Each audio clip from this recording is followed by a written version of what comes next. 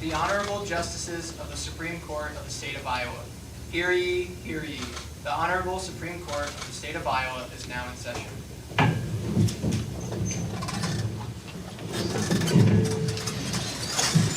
Thank you, everyone. Please be seated.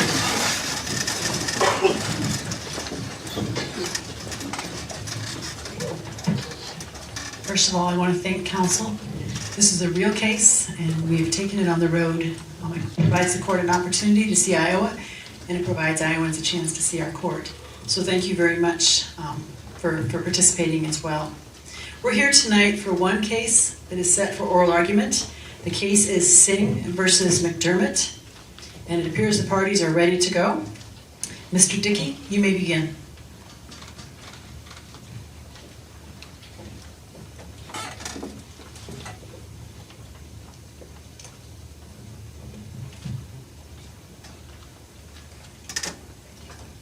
Madam Chief Justice, and may it please the court, Mr. Walden. My name is Gary Dickey from Dickey, Campbell, and Sayhead Law Firm in Des Moines, Iowa. I'm appearing on behalf of Simranjit Singh, who asked this court to reverse the district court's grant of summary judgment. At the oral argument in front of the Court of Appeals, Judge Allers made an observation. He said that this was the quintessential Iowa case, and I think it aptly describes the facts, which begin on January 26th of 2019, as Mr. Singh is driving eastbound along Interstate 80 in a semi-tractor trailer. At approximately 2 a.m., as he approaches mile marker 69 in Cass County, he strikes a cow that has wandered onto Interstate 80, resulting in substantial damage to his truck and personal injury as well. A subsequent investigation by the Iowa State Patrol identifies that the owner of the cow is Mike McDermott, who's an adjacent property owner. Thereafter, Mr. Singh brought an action in the Iowa District Court for Cass County alleging negligence in seeking recovery for personal injuries and property damages. After a round of discovery, the district court granted summary judgment in favor of Mr. McDermott. We submit that the court committed two errors in granting summary judgment. First, in finding that the defendant had met its initial burden under Rule 1.981 in showing the absence of a genuine issue of material fact. And second, in finding that there was no evidence to create a genuine issue of material fact on the issue of exclusive control. We submit to the court that the most narrow grounds upon which to decide this appeal would be the latter, which we submit that the district court was erroneous as a matter of fact and as a matter of law. As this court has explained, in situations where a plaintiff lacks direct evidence of negligence, a plaintiff may rely upon the doctrine of res ipsa loquitur, which is Latin for the thing speaks for itself. The res ipsa doctrine is an evidentiary device that allows a plaintiff to present a case to the jury such that the jury can draw a permissible inference of negligence in the absence of direct evidence of negligence. So what evidence in this case would allow the jury to draw that inference? So there's two elements to the res ipsa doctrine. The first is exclusive control. I don't think there's any genuine issue of material fact. It's in the Iowa State Patrol report that Mr. McDermott owned the cow and it came from his property. So the first element is satisfied. And then the second question is really a question this court must decide, which is this the type of event that would ordinarily occur in the absence of negligence? Well, and I guess there's some case law indicating that where that's not obvious. So for example, the surgical sponge left in a patient. I think everybody understands that's probably negligence. Sure. It couldn't be anything other than negligence. I don't know if that's true with respect to a cow getting out of a fence on a farm. So where is the evidence that that doesn't happen in the absence of negligence? So on page 210 of the appendix, the insurance company for Mr. McDermott did their own investigation and determined that the fence was in good working order, so we can rule out that it was a defect in the fence. Now, had there been a defect in the fence, we would have direct evidence of negligence and therefore could not rely upon res ipsa. There's no other evidence in the record from the defendant as to how this cow could have gotten loose. And so this is the type of event, according to the Eighth Circuit. So is it the defendant's job to produce the evidence, or is it the plaintiff's job to produce the evidence? It is, and so that's one of the errors of the district court under Rule 1.981. The initial burden is to show the absence of a genuine issue of material fact. But our cases have been pretty clear that a defendant can simply show that through the procedural process, the plaintiff doesn't have any evidence to establish a required element of their case, and that's enough for a defendant to move forward with summary judgment, right? I mean, I don't read the case law that way. I mean, as we discussed in the oral argument in the Court of Appeals, the initial burden under Rule 1.981 is for the defendant to get the serve across the net by showing the absence of the genuine issue of material fact. Can I back up a little, Mr. Dickey?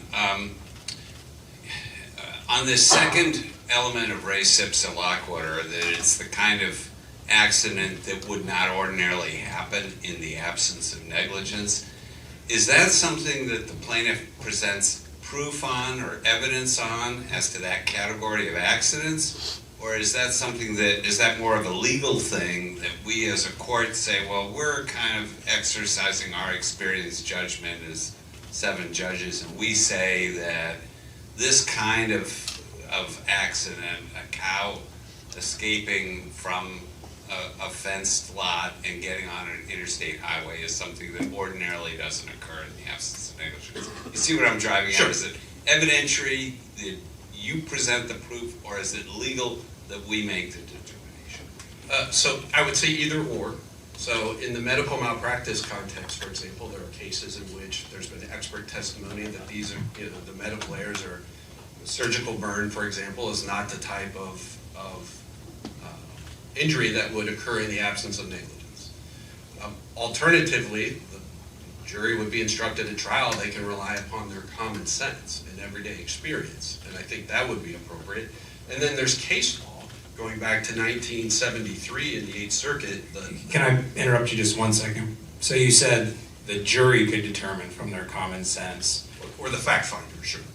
Well, can this court, as a legal matter, just draw on our own experience and say, well, I've been on a farm, a Century Farm, and I know exactly how often cows get out of a fence without any negligence. Is that a legitimate thing for us to decide as a court, as a matter of law? I think in the absence of anything clearly indicating to the contrary in the record, this court could do that. And that's precisely what the Eighth Circuit did in the Nuclear Corporation decision in 1973. But in that decision, that a gate was left open, right? Correct. No evidence of that here. Did you have any expert evidence or other testimony or proof that this fence was inadequate for that breed of cow? No, and we would submit that all of the evidence would suggest that the fence was in good working order. Because had we had evidence that it wasn't, that would be direct evidence, and we could not rely upon res ipsa. Well then, counsel, what fault did the farmer commit here? What was the problem? What more should this farmer have done? I suspect somebody left the gate open because he's in exclusive control of the gate, and the fence was in good working order, and there's no evidence in the record that this is a jumping cow or that there was some type of... Is there evidence in the record that it's not a jumping cow?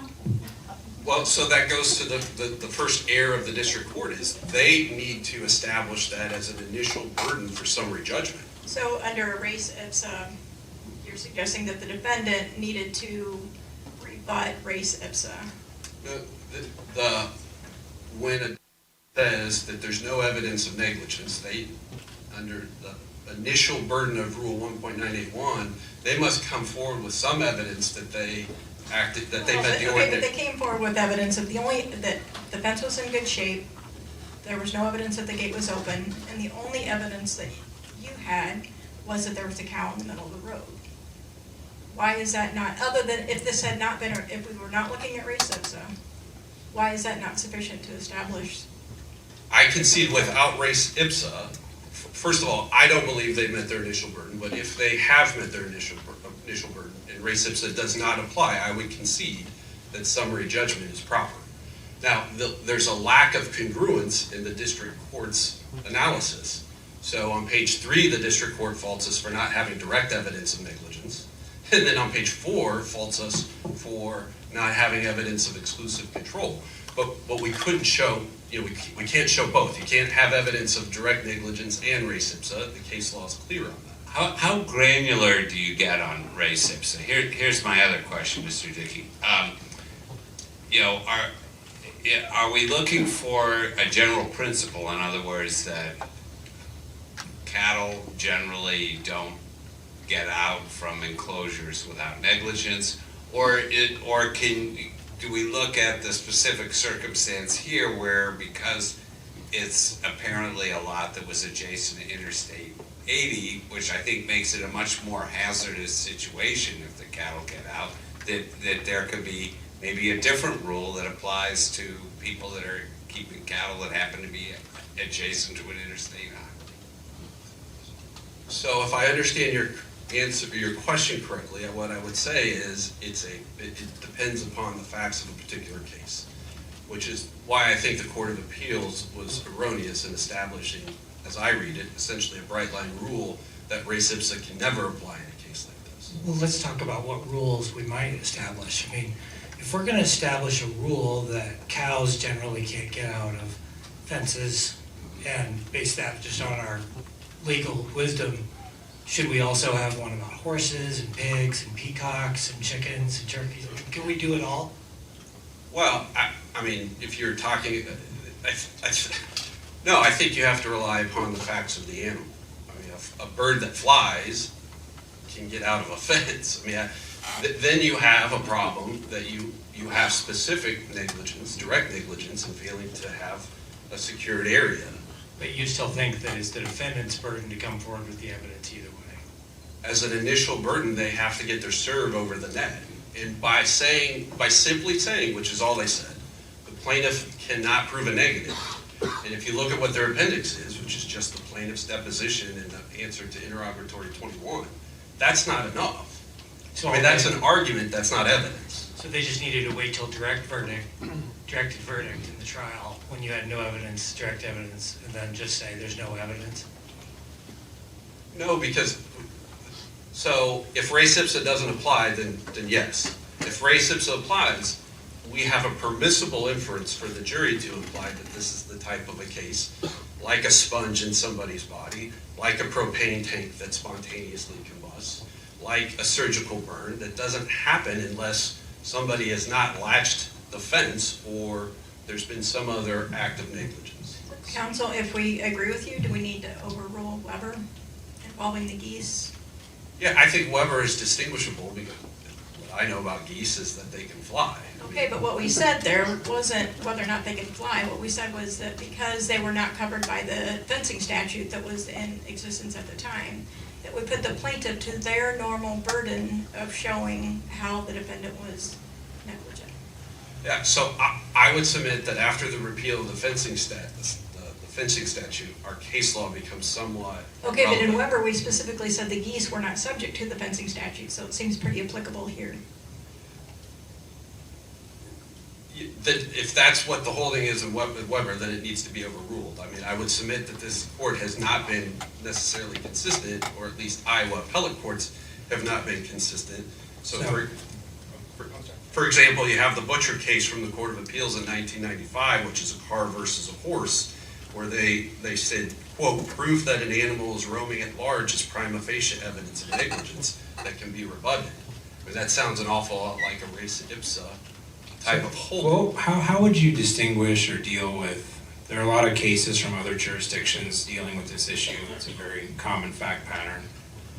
And in the cases that have not recognized res ipsa in this context, they identify a whole host of reasons of why cattle escape from animal agriculture operations. They go through the fences, they go over the fences, they get spooked, people cut the fence lines, people crash into the fences. So it seems like just reading the cases that this happens quite commonly in the absence of negligence. So how do you deal with those cases? So I would say the case law can be distinguished, the unfavorable case law can be distinguished in at least three ways. First is, you have to read each of those cases at a granular level because a lot of those are dependent upon state statutes. So anti-roaming statutes or fencing statutes, and so you can't just read the holdings writ large and draw any conclusion. The second thing I would say is that Iowa courts in their case law have been clear that res ipsa they have a flexible approach to res ipsa, both in terms of the element of control. It's a flexible approach to that. You just need to have access and opportunity, or legal right and opportunity. And then the third thing I would say is, I would ask the court to look at the Roberts decision from Nebraska in 1995. And I would submit to the court that that's a blueprint for the reasoning that this court should apply. One, it identifies that we're talking about a common law duty. And two, it talks about that this is the type of event that doesn't happen in the absence of negligence. And I think the closeness and proximity to the event here has to have some bearing. I mean, if this happened 70 miles to the west, he would have a res ipsa instruction under Nebraska law and 8th Circuit law. Thank you, Mr. Dickey. Mr. Walden.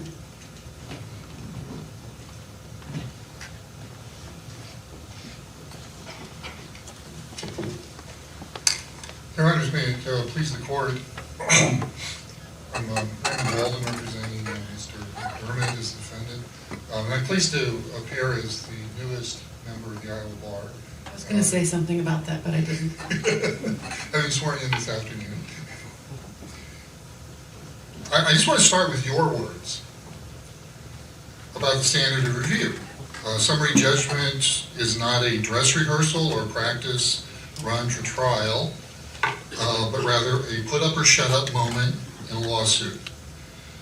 And I put that in my brief at page 18, and right after it also cited your words about summary judgment is proper when the plaintiff's claim lacks evidence to support a jury question on an essential element of the claim. Well, there are two essential elements of a res ipsa claim, and you've talked about that. One of them is exclusive control. That's not a gimme for the plaintiff.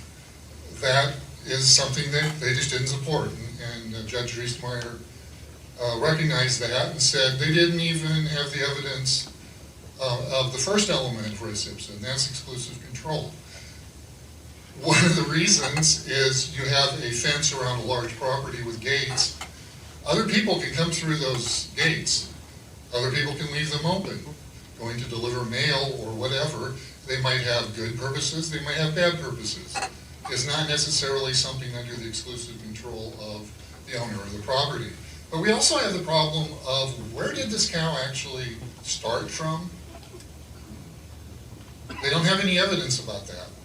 That's something that you have to have evidence to set up. What about the letter from your client's insurer saying that the fences were all in working order? The implication of that letter from the insurance company, of course, is that it did leave your client's property, but it wasn't the client's fault because the fences were in working order. I don't read that letter as, saying it came from that property. Well, then why would the insurance company be saying the fences were in working order? Because they need to check out what they need to check out, and the fence. I mean, is it misdirection? Are they just trying to, is it a head fake? I mean, I don't get it. No, because the basic thing that the plaintiff is going to have to prove before they do their fallback position of res ipsa is negligence. So the insurance company is in there troubleshooting. All right, was there negligence? Should we be paying a claim because something went wrong and it was our insured's fault? Well, and they said, well, if that's where basically assuming that's where the cow came from, inside of Mr. McDermott's property, didn't get out through any holes in the fence that we could see, and there's 40 pages of photographs of good-looking fence and good-looking gates. But the plaintiff testified that the cow was coming from his right as he's going east, That's from the north side. Mr. McDermott's on the south side of the interstate. And there's also, and this is something. But counsel, it was his cow, right? I mean, there's no Oh, question. yeah, It was your no client's doubt. cow. It was So- Mr. McDermott's cow. So how does your client explain how his cow wound up on Interstate 80? Well, he didn't have an explanation. Nobody asked him. No deposition was taken of anybody except our deposition of the plaintiff. There was no, we do our summary judgment. That's why I started with that quote. This was their put up or shut up moment. Come up with something, and they couldn't do it. Okay, how about on res ipsa? They do, it's like, oh, oops, the fencing statute is gone since 1994. We're back to the common law. Well, res ipsa is part of the common law, so they can't prove negligence, which they have to otherwise, so now they're into res ipsa, but there are those two elements, exclusive control, and I've been, talked about that, but also there is that factor of, can cows get out of fences with, even with reasonable care of the owner, assuming that it started on the inside of the fence. I don't know that we can make that assumption, and that goes to, was exclusive control supported by the evidence? And supporting your, the elements of your own theory is, the plaintiff's responsibility. He wants us to take that responsibility and keeps, saying, we didn't exclude res ipsa or something, but that's not our job. He doesn't come up with anything. We don't need to. Should it matter that your client's property is right along Interstate 80? Should fences be higher when if a cow gets out onto the road, it can be a fatal accident? That would seem to go to the question of negligence. I don't think you can address that with a res ipsa analysis. And there is no, we asked them, do you have an expert? No. They mentioned they might have a medical expert, but nothing about standard of care. And the Roberts case, I want to give you the citation. Sorry, counsel, let me stop you there. If this cow was not under your client's exclusive control, whose control was it under? I don't know. Because this is the kind of thing that, you maybe, I believe that enough of you are familiar enough with how agriculture and cattle work that, this may resonate somewhat, that cattle can be loaned back and forth, or somebody else can be taking care of other people's cattle. They may be over, eating the stubble from the previous crop, and then they're going to go back. So we don't know. It came from, and one of the things that was referenced in the initial disclosure was the name of, they ask, well, who, or the initial disclosure, you say who has the information, and one of them was a farmer who had that cow, and it may have come from his land. That was put out there, no discovery whatsoever. All right, but for purposes of summary judgment, all the plaintiff needs is some meaningful evidence that the cow was under your client's exclusive control. And if your client owned it, and then it's undisputed that when a claim was made with your client's insurance company, their response was, they didn't dispute that it was owned, but they said, Mr. McDermott, we looked at his fences and they were all in good working order, so we don't think he was negligent. Isn't that enough evidence that it was under his control, just for summary judgment purposes? I don't believe so, because it's not just exclusive control over the cow, it's exclusive control over the instrumentality of the incident. And that includes the fence, that includes anybody that could come along and open the fence. Yeah, but it's still his fence. I mean, he can grant or deny people permission to open it. He can make sure they monitor it to make sure it is or isn't open. I mean, in the medical case of where the sponge is left in the patient, the surgeon might not be the one who left the sponge in. The surgeon isn't necessarily full-time right in front of the patient watching the patient. Somebody else could have put the sponge in. But the instrumentality is that the operating room is under the control of the surgeon. Isn't this analogous? I don't believe so. Because it's just not the same sort of a thing where you have one person as a professional in control of a highly specialized kind of a process. Here you just have farmers who have cows on land, and if they put up a reasonably, with reasonable care, a fence that is calculated to keep cows in, might not be horses, but this isn't a horse case, to keep cows in, then you have to go down the negligence line to show that that was not a reasonably maintained fence or constructed fence. So under summary judgment, all reasonable inferences go in favor of the non-moving party, the plaintiff here. Could we infer that this fence wasn't high enough for this type of cattle because it got out onto the interstate? But we don't know how it got out. And that's the whole problem. They didn't explore how it got out. They just didn't do the discovery because they weren't assuming that they were going to have to show negligence. Nor did you? I mean, or the defense attorney, when you're putting together your motion for summary judgment and stating all the disputed and undisputed facts, whatever there may be, the undisputed facts, discovery could have been done by the defense as well to try and establish some of those things during that process, right?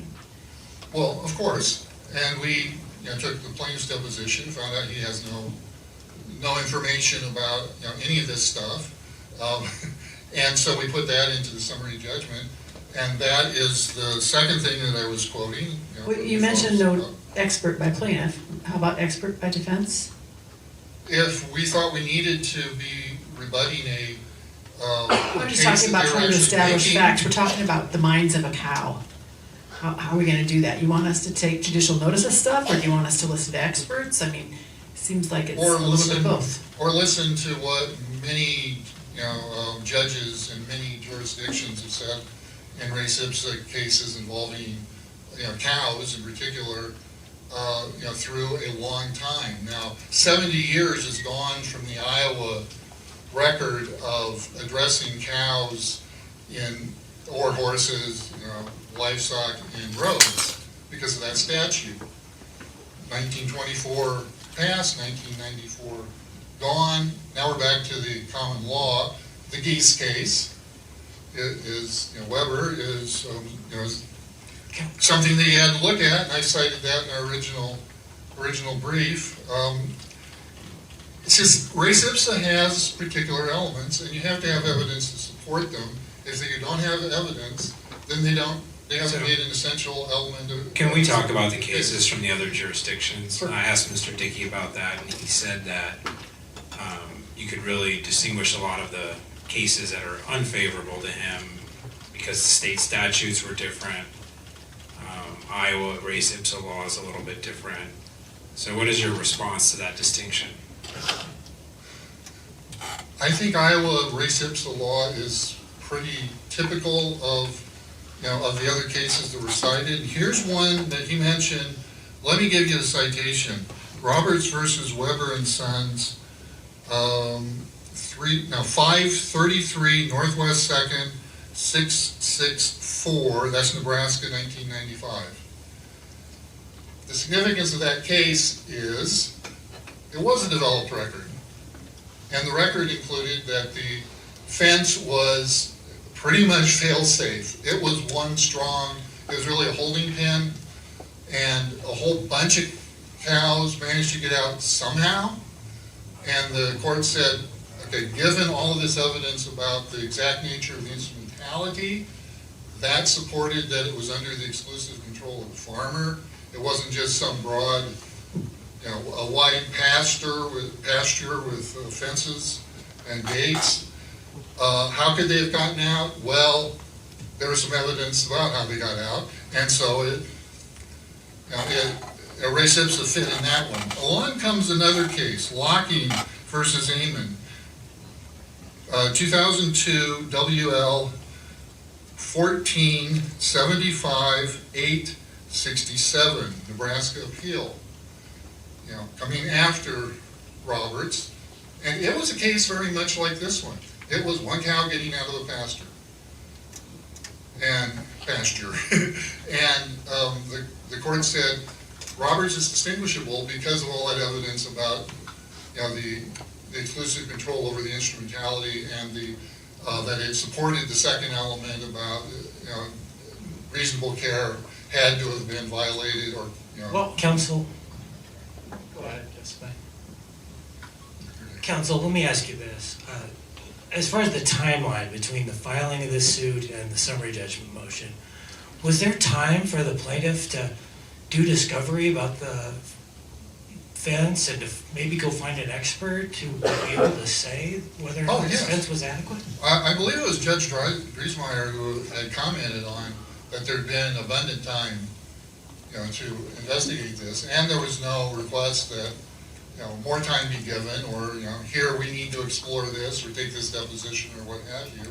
They just, resisted the summary judgment, and then when that was falling apart, said, oh, but what we really meant was res ipsa, although that was the first time it really had come up in the case. So res ipsa is a common law doctrine.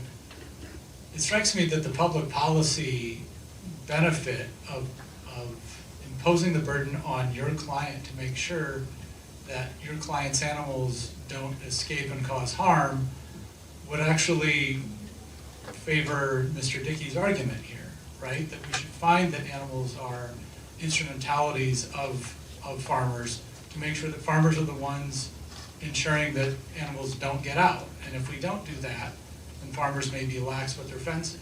And that's what the legislature said in 1924. And then that's what they unsaid in 1994.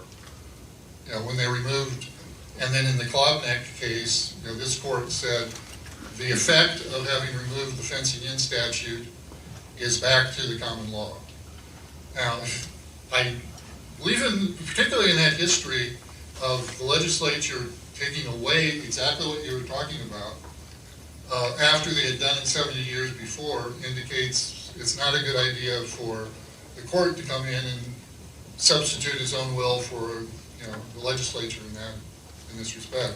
And I'd ask that the court affirm the district court and the Court of Appeals and affirm the summary judgment. Thank you. Thank you, Mr. Walden. Mr. Dickey.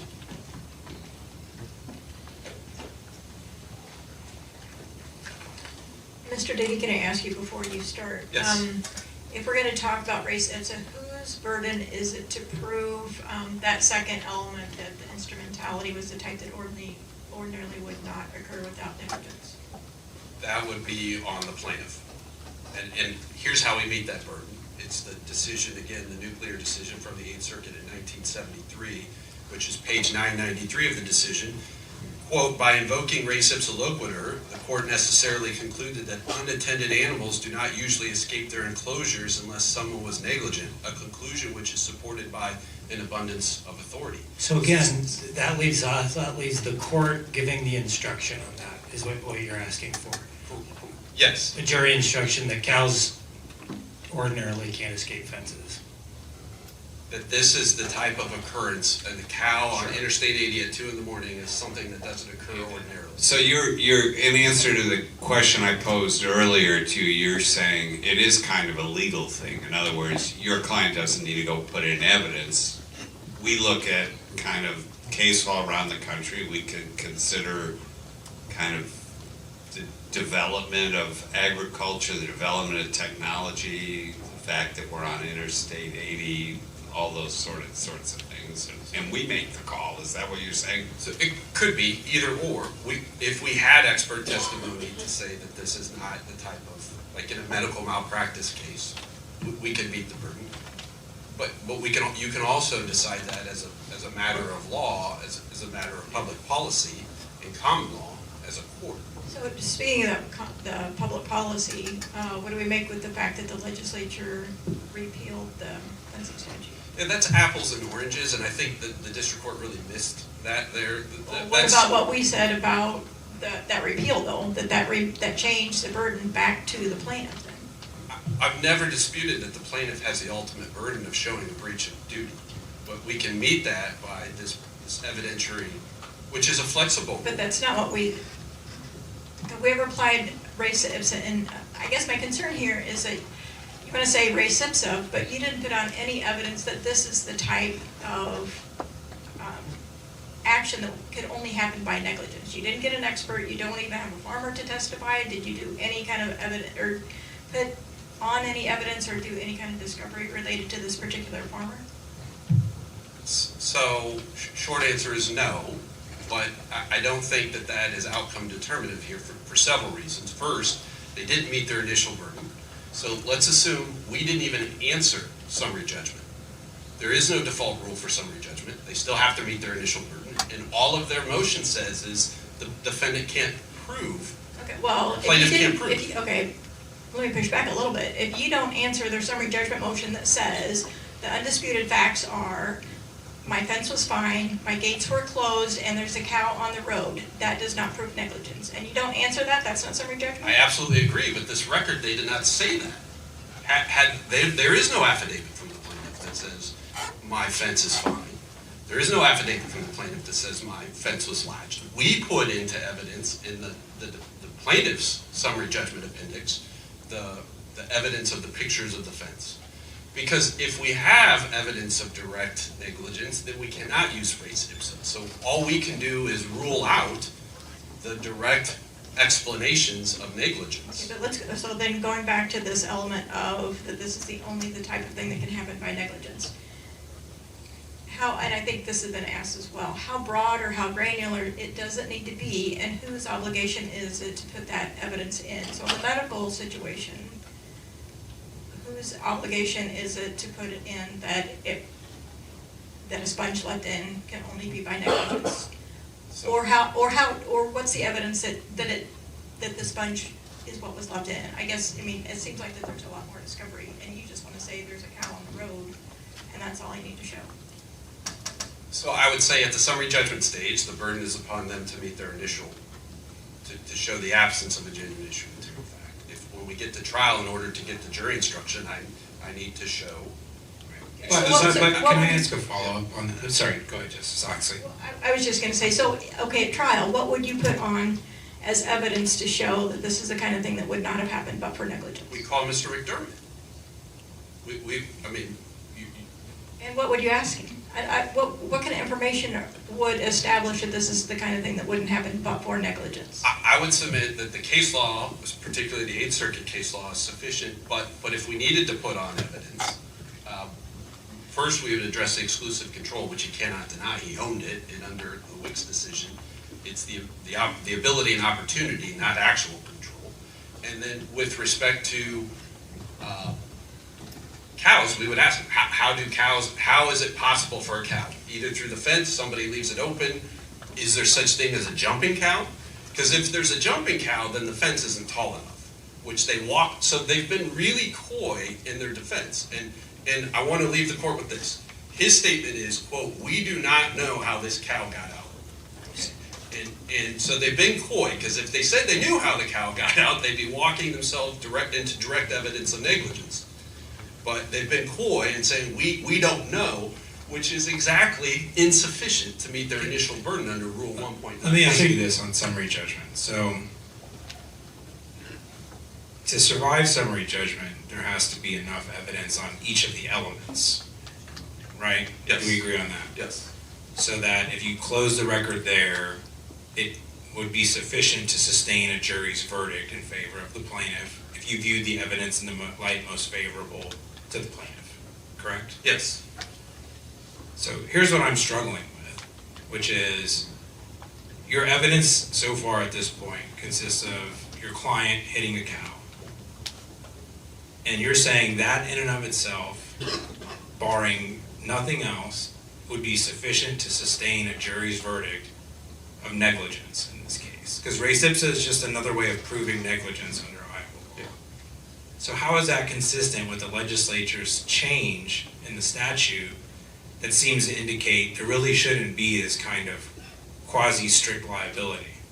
So, 2 points. I think the evidence is there's a cow that's in the middle of the road.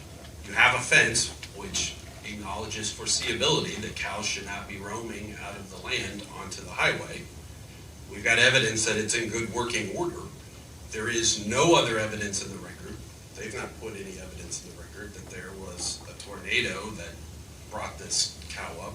They've not produced any evidence to suggest the neighbor took the cow and let the cow roam. Under those circumstances, you may infer, but you're not required, that this is the type of a case that does not occur in the absence of negligence. Now, they say we don't know what happened. That argument is exactly the argument in the Weyhauser case, where the gas tank exploded.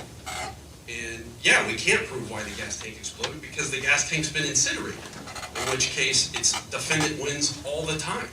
And this court has said no, in those types of situations where it's under their control and gas tanks don't just spontaneously explode, res ipsa applies. It's the same principle here, which is what the Nebraska court. Now, to address the statutory framework, again, that's apples and oranges. So we're not asking this court to adopt a rule that holds them strictly liable. He is free to come into court and say that it was my neighbor that let it happen. And they would win. So it's a rebuttable presumption. It's not strict liability. So I don't think you can infer anything from the legislature. Right. Well, right. But he doesn't have to rebut it. It's your burden to prove negligence, and res ipsa isn't a burden-shifting doctrine. It's a rule of evidence. And you're trying to use it, as you just said. My guy hit a cow. He should have to come to court and rebut it. That's not the burden. At trial, it's not the burden. You are absolutely correct. At summary judgment, it is. He's got to get the serve over the net. Had we not responded at all, the trial judge can't just grant summary judgment without any analysis. The trial judge still has to say, has this plaintiff, has this defendant demonstrated the absence of a genuine issue of material fact? And literally, his response is, we don't know what happened. That doesn't meet the burden, but even if it does, we get to rely upon the evidentiary device, which this court has broadly applied for decades. Justice May? Okay. Anyone else? Okay. Thank you, Mr. Dickey. The case of Singh versus McDermott is hereby submitted.